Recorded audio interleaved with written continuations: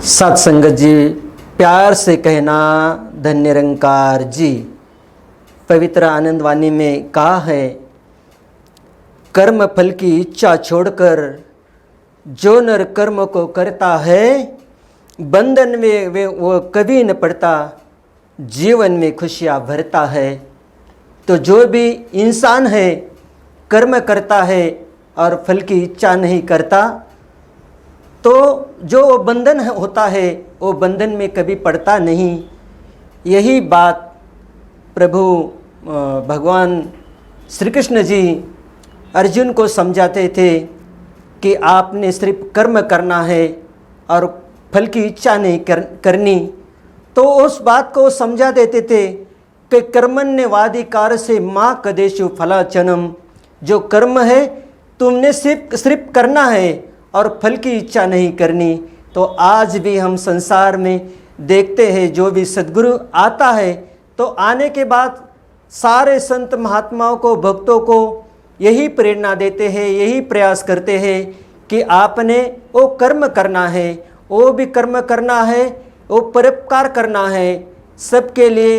अपने मनों में वो दया, करुणा, प्रेम, सहनशीलता, नम्रता, ये सारे गुण जब आते हैं कि जब हम कर्म साधु संत महात्माओं को देख के कर्म करते हैं। ऐसे ही एक मिसाल जहन में आ गई कि एक स्कूल था और उस स्कूल में कह दिया, सब बच्चों को कहने लगे, वहाँ के टीचर कहने लगे, आज से 15 दिन के बाद हमारे स्कूल में स्पर्धा होने वाली है।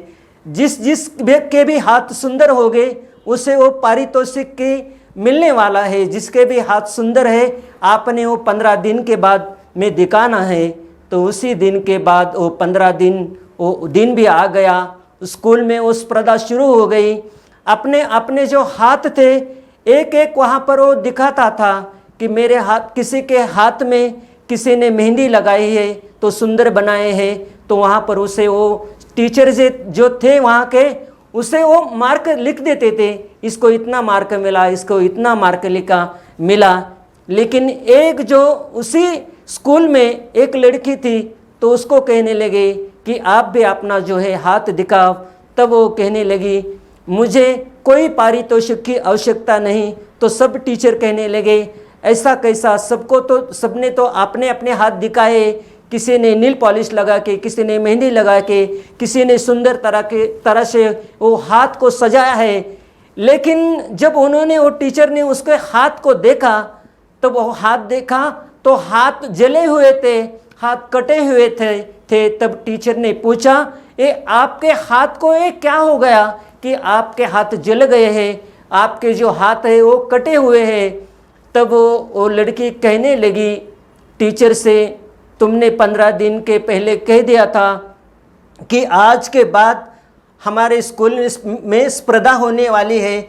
जिसके भी हाथ सुंदर है उन्होंने हाथ दिखाना है। जैसे भी मैं घर पे गई तो माँ जो है वो बीमार पड़ी थी।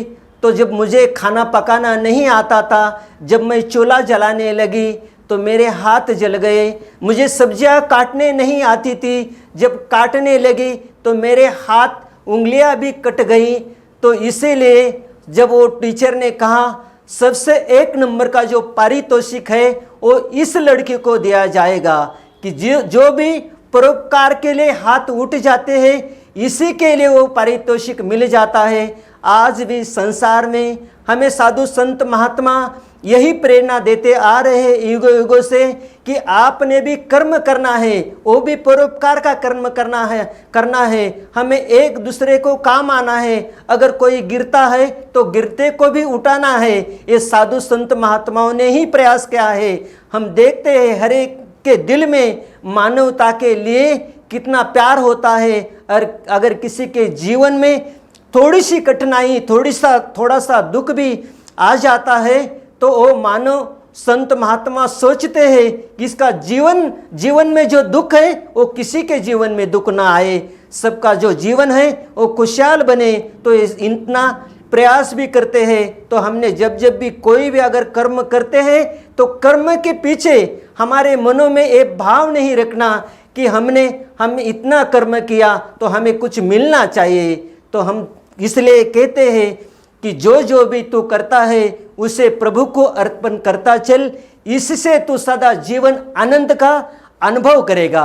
जो भी हम करते हैं उसे अगर गुरु को अर्पण करते हैं, भगवान को अर्पण करते हैं, तो हमें वो आनंद मिल जाता है। तो इसीलिए साथ संगत जी, हमने वो कर्म करना है और फल की इच्छा नहीं करनी कि हमें अगर कोई फल मिल जाए। तो साथ संगत जी, प्रेम से कहना धन निरंकार जी।